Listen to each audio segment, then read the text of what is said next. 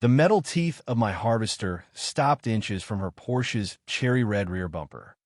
And I swear you could have heard a pin drop between the engine roar and my pulse pounding in my ears. The only thing separating 2 tons of farm steel from imported arrogance was a pair of fuzzy dice swinging from her mirror like they were mocking me.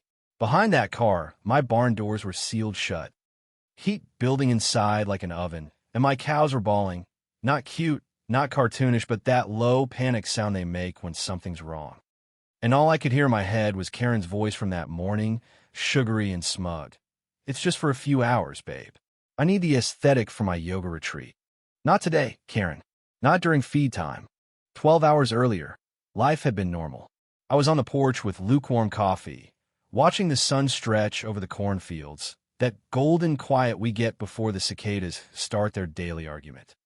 Roy had rolled up in his dented pickup with a new water tank for the goats, and we stood there jawing about diesel prices and how Martha's prize hen had been brooding on golf balls again. Small town stuff. Predictable. Safe. Then Karen drifted into the farmer's market like a storm cloud in designer leggings. She was one of those HOA royalty types who move to the country and think it's a backdrop for their personal rebrand. Her husband made money in tech dentistry, or something equally vague and expensive. She'd been talking for weeks about transforming our town into a wellness corridor. Organic-only landscaping, neutral tone barns, American flags clashing with the palette. I wish I were kidding. That morning she'd pre-ordered a jar of Manuka honey from me. Turns out I sold it to someone else by accident. Honest mistake. She accused me, in front of half the town, of hoarding it for my livestock. I laughed because goats will eat anything sweet, but that didn't help. She stomped. Actually stomped. Then she hissed, "You'll regret embarrassing me." I didn't think much of it until I drove back to the farm and saw her Porsche backed up tight against my barn doors, bumper practically kissing the lock. No note, no apology, just entitlement on 4 wheels with a citrus air freshener. I called. No answer. Texted. Nothing. Walked over to her yoga retreat down the field and got intercepted by a man who looked professionally passive-aggressive. Meanwhile, the sun climbed higher and the barn turned into a sauna. The fans were running, but without those doors open, airflow was trash. And livestock doesn't care about grudges. They just need water, shade, food. By noon, it stopped being annoying and started being dangerous. I called the sheriff. Private property. No court order. Days, maybe. I called Roy. "You still got the big green beast gassed up?" he asked, already grinning. The big green beast, my harvester. Blades the size of surfboards. Engine loud enough to wake the dead. Parked 30 feet away. I try to be reasonable first. I taped a polite warning on her windshield. Waited another hour. Even drove into town, hoping she'd come to her senses. Instead, I saw her lounging under a canopy, laughing with a circle of crystal-wearing influencers while my cows baked. That's when something shifted in me. I called Martha. She used to be a lawyer before trading suits for goat cheese. She read through state agricultural emergency statutes faster than I could explain. Emergency livestock access. "You're covered," she said. "Take pictures. Film everything. Wear a nice hat." I like that last part. So Roy brought lawn chairs. Martha brought lemon bars. The intern who milks cows on weekends brought his phone and wide eyes. I climbed into the harvester, adjusted the seat, turned the key. The engine roared like Judgment Day. I rolled forward slow, real slow. The first nudge made the Porsche creak like an aluminum can under a boot. The second, the hood crumpled. Mirror snapped. Metal folded into modern art. Roy muttered, "Holy moly." Martha whispered, "This is better than cable." When there was finally enough space, I swung open those barn doors, and the rush of fresh air inside felt like redemption. The cows quieted almost instantly. You ever hear relief in a barn? It's heavy. It's real. I stepped down from that machine and looked at the damage. Horrifying. Magnificent. Entirely preventable. And it should have ended there. But Karen doesn't do endings quietly. She came back at sunrise the next morning, saw her Porsche flatten like a soda can, and let out a scream so sharp it sent ducks scattering. She filmed herself crying, called me dangerous, tagged her lawyer, accused me of agricultural aggression. I leaned on the fence, and sip coffee. When she threatened jail, I pointed to the laminated emergency statute on the barn door. She read it like it was written in Alien. By mid-morning, news van showed up. Turns out the intern had posted the footage. Porsche pancake trended for hours. Memes.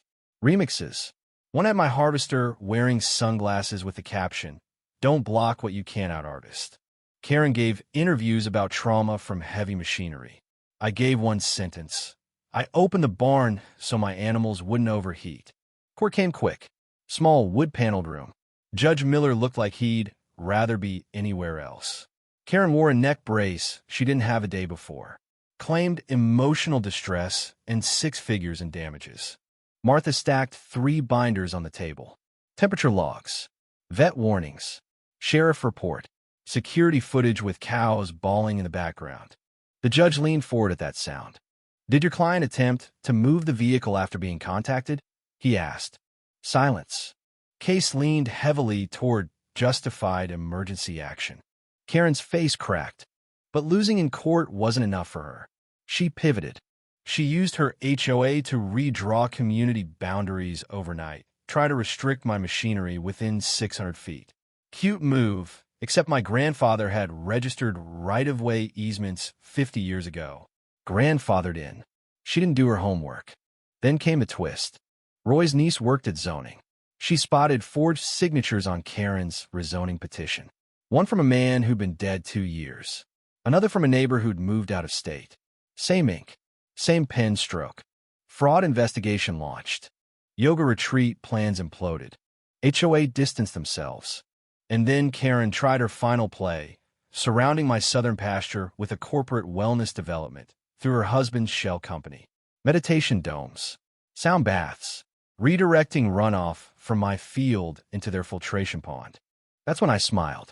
Because weeks earlier, quietly, without noise, I'd filed for a conservation easement on that southern boundary. Inspector approved it in 48 hours. 100-foot development buffer. Her entire project sat inside it. Dead on arrival. Headlines flipped. Yoga retreat threatens family, farm water supply. Animal advocates piled on. Rural voters got loud.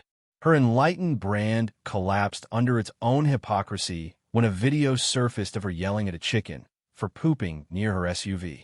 Sunwell Living withdrew their application. No apology, just silence. Then one evening, I saw a moving truck at her estate.